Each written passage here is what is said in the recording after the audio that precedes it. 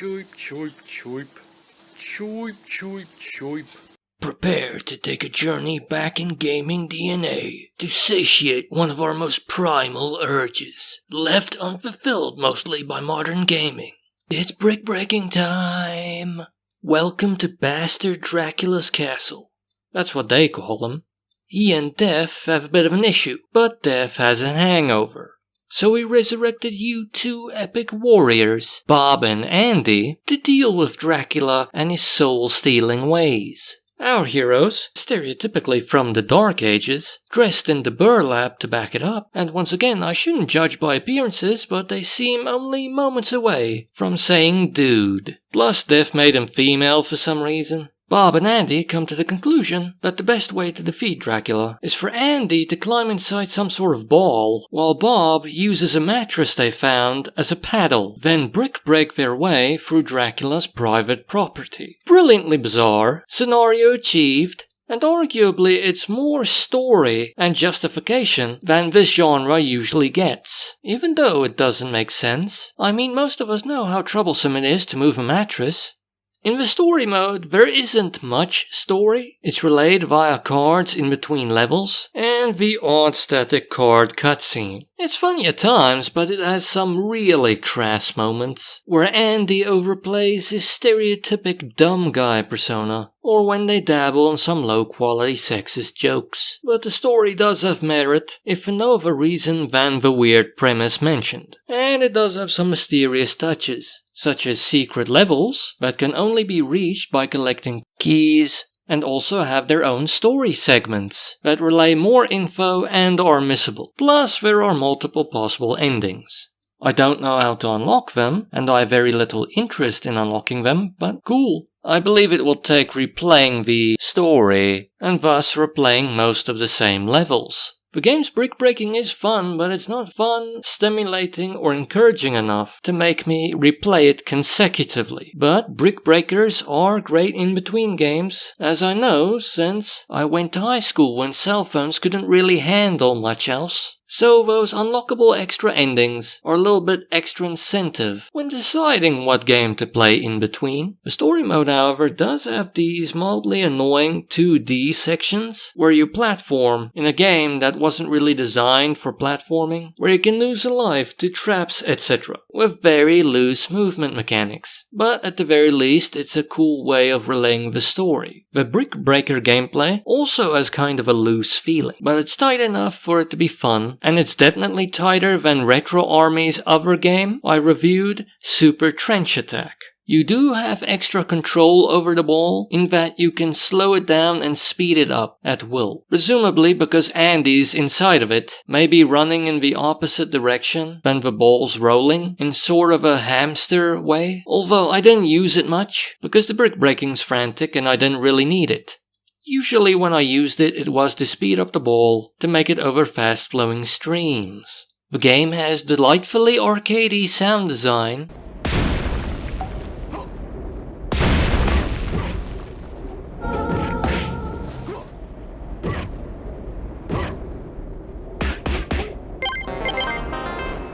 and you break rocks, barrels, sometimes excrement, to get treasure that award you points. Gain lives, keys to unlock those secrets, souls and power-ups. The power-ups will no doubt be familiar to you if you have any knowledge about this genre. Widening, glue, multi-ball, plus some more direct use examples. You have 2 power-up slots, the equipped one stays, the other one gets overwritten by the new power-up you take. Get 2 of the same power-up and the power-up powers up. Those souls mentioned act as continues, but beware, that's also Deth's property. If you don't have enough of them, you can't face Dracula, and will incur Deth's wrath. The levels have the same standardized size, and different objectives. Usually you just have to break down the door and progress, sometimes kill a bunch of enemies to unlock the door, and at the end of an area, a boss fight. The different areas have different looks, obstacles and hazards. It's a fun, varied, compact jaunt. Not as arcadey as you'd expect, but still has drop in and out gameplay, that arcadey, nice, spooky music.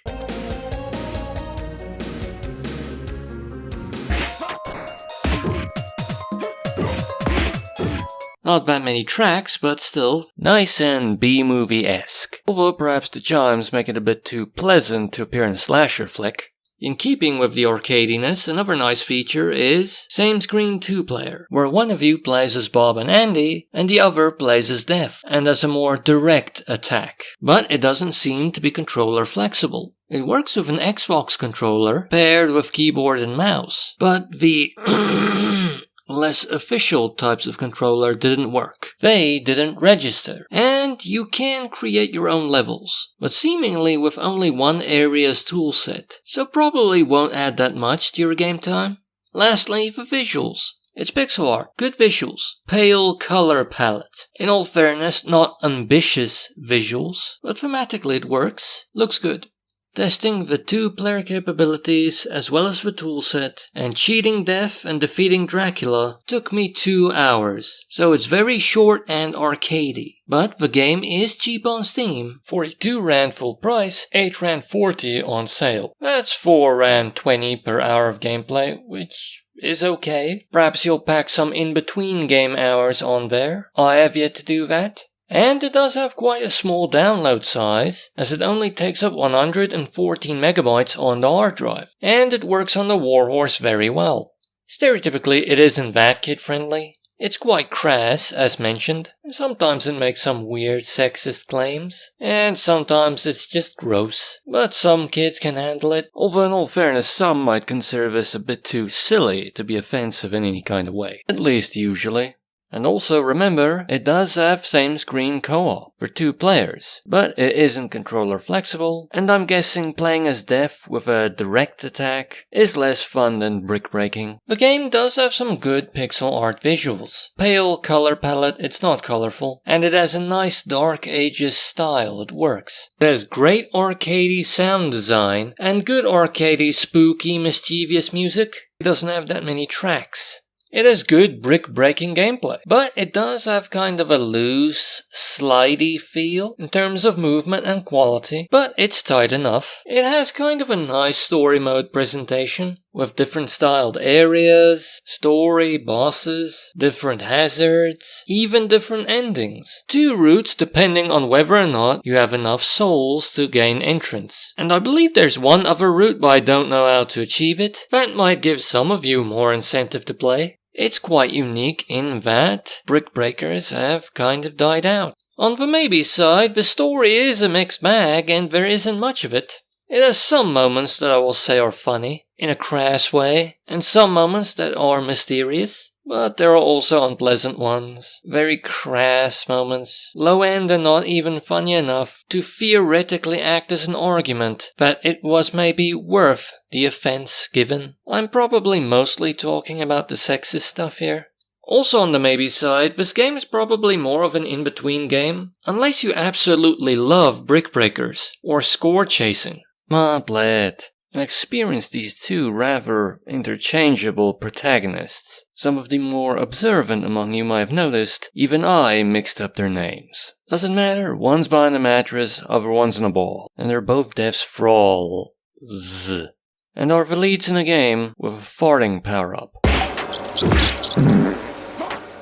And now, for some paddle waddle, a brick breaker paddle with physics. The next title has a whole lot more bricks to break and is closer to the tradition of the brick breaker genre. I mean, they kind of took it full circle and made Pong a boss battle. And it's got some tricks up its sleeve. The paddle can suck and blow air and alter the path of the ball, and also push and pull the power-ups released, as well as the fragments. Then increase your points modifier and fill up your power gauge. When that gauge is full, you can use a shield or the arguably much more useful Shard Storm to destroy a whole lot of stuff, or maybe just delay the ball before it's been launched. Gravity can affect some bricks, and as mentioned, those bricks can bonk your bat, decrease your modifier, and kind of stun you. If that happens at the wrong time, the ball can go past you. There are different brick types and shapes, different brick behaviors, and hit tolerances. And one massive trick this game has, if you like chaos, you don't get a multi-ball power-up. You can use your lives to release extra balls anytime you want, for higher score and difficulty. But you can lose lives easily this way, so I opted not to use it. Throwing the bosses mentioned, that sometimes require you to use the suck and blow mechanics in different ways, followed by a bonus level that's like playing table tennis against the wall with 3 balls in the air for a speedy, frantic, no-pressure shot at bonus points. And lastly, it's not just vertical levels or horizontal levels, sometimes circular levels. Now that's kind of a new one. The game kind of made the genre fresh, mostly through the gameplay and some bare-bones distraction, in the form of a very pretty, abstract representation of the atomic level in the background. Plus, the backgrounds represent some other stuff, lacking much that a human being will consider comprehensible. Just a pretty weird thing. But hey, it's a universe where kinetic energy plants are the justification for our paddle protagonist's existence, with not much story else. Add in some dynamic movement in between levels that can cause maybe a bit of eye itch, and that's the visuals. And on to another distraction, perhaps the best part of the game. The kind of electronic, funky, clubby music that makes the brick breaking worthwhile.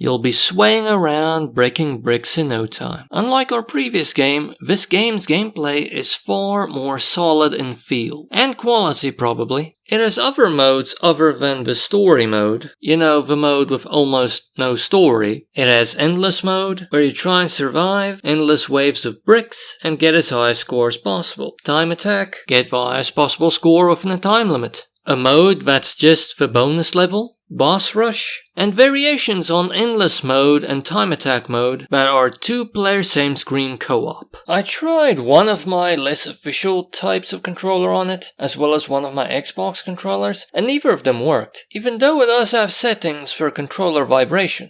But fortunately that's slightly irrelevant because of the brilliant addition of split pad play. So you should be fine unless for some reason you can't share a keyboard with someone. And there you go, some same screen fun. That's double the available surface area. Completing the story mode as well as dabbling in some of the other modes took me about 2 hours. When we compare it to Deth's Hangover, maybe we can see a trend in the genre. Unless you're also going to use this as an in-between game. It doesn't seem to have extra things to unlock after story mode, but it's probably a better score chaser, and in some ways that makes it a better drop in and out game. Plus this time you both play as paddles. Decide for yourself which approach you prefer. The game is technically cheap on Steam. 18 Rand full price. That's a massive price reduction from what it was previously, but unfortunately due to how new this new price is I believe, I've yet to see it go on sale. So that means it's 9 Rand per hour of gameplay, which is very decadent. But the base price is cheap. This is a great game, especially if you can squeeze more hours out of it than I did. But yes, not the greatest value for money. Only get it if you really need your dose of brick-breaking action. The game does, however, have a small download size, as it only takes up 192 megabytes on the hard drive. Very doable. And it does work on the Warhorse, which was quite surprising to me when you consider all the colorful stuff flying around. And stereotypically, it is kid-friendly. It doesn't have anything objectionable in it.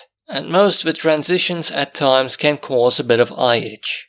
The game has pretty shapes with neon glows and beautiful abstract 3D effect backgrounds with nice dynamic movement transitions from one level to another, if that does cause some eye itch. Great music, mostly electro club music, to bob to while breaking bricks. Maybe it lowers in quality towards later levels. It has great brick-breaking action, with unique mechanics to freshen it up, and a nice solid feel. It feels polished. On the maybe side, there is no story really, and not much in the way of distraction. Just different modes where you break those bricks. Honestly, it doesn't have any cons, it's perfect for what it is.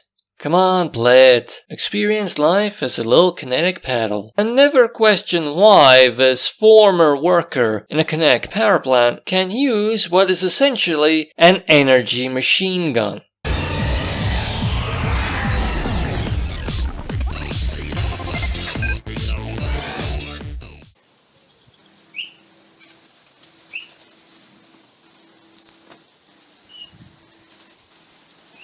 Choip, choip, choip. Choip, choip, choip.